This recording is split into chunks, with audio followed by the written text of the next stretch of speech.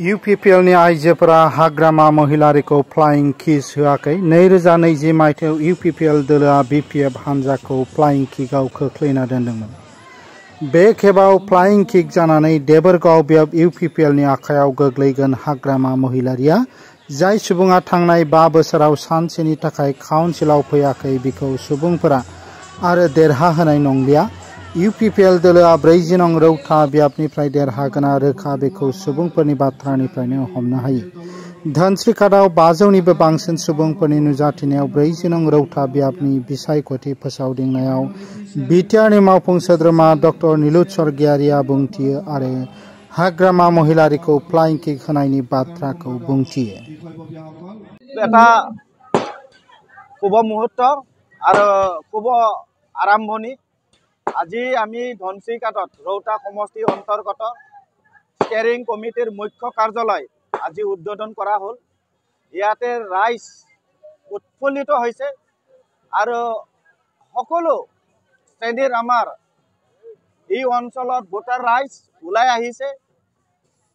আহি থকা নিৰ্বাচনৰ কাম কাজ এইখন যে মুখ্য কাৰ্যালয় ইয়াৰ পৰা আমাৰ কাম কাজ আৰম্ভ হ'ব।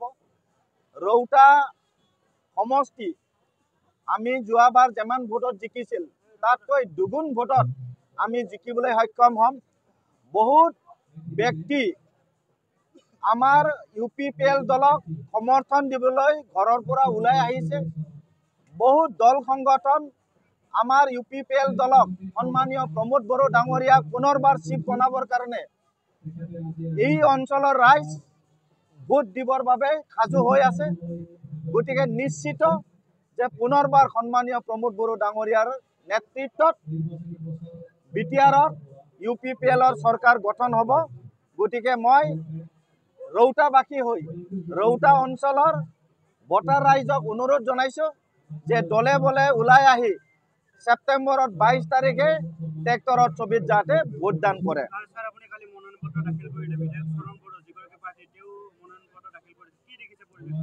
পৰিৱেশ আপোনালোকে দেখিছে যে আমি মনোনয়ন পত্ৰ যেতিয়া দাখিল কৰিবলৈ ওলাই গৈছোঁ, যিসকল ব্যক্তিক আমি মাতা নাছিল, যিসকল ব্যক্তিক আমি খবৰে দিয়া নাছিল, তেখেতসকলে ৰৌতা অঞ্চলৰ পৰা দলে বলে ওলাই গৈ নমিনেশ্যন ফাইল দিয়া যি আমাৰ ৰেলী, সেই ৰেলীত আমাৰ সমৰ্থন জনাইছে। আৰু তাতে আমি দেখা পাইছোঁ যে তাতে আমি বুজি পাওঁ যে ৰাইজৰ সমৰ্থন UPPL দলৰ লগত আছে।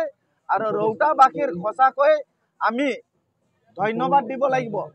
ৰৌতাৰ ভোটাৰসকলক আমি ধন্যবাদ দিব লাগিব, যিসকলক আমি ভবা নাছিল যে আমাৰ দলক সমৰ্থন কৰিব বুলি। তেখেতসকল আজি ঘৰৰ পৰা ওলাই আহি UPPL দলক সমৰ্থন কৰিবলৈ ওলাই আহিছে।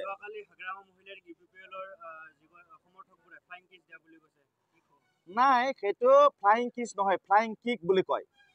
যোৱাবাৰ 2020 চনতে UPPL দলৰ মহিলাসকলে BPF দলক ফ্লাইং কিক দিছে। ফ্লাইং কিক দি যোৱাবাৰে ক'ৰবাত পৰি থাকিল, এইবাৰো ক'ৰবাতে পৰি থাকিব। গতিকে এয়া ফ্লাইং কিক নহয়, ফ্লাইং কিছ নহয়, এয়া ফ্লাইং কিক হে। চাওক, এতিয়া দেবৰগাঁও সমষ্টি UPPL দখলত আহি আছে। আপোনালোকে চাই থাকক, 26 তাৰিখে ৰিজাল্ট ওলাব।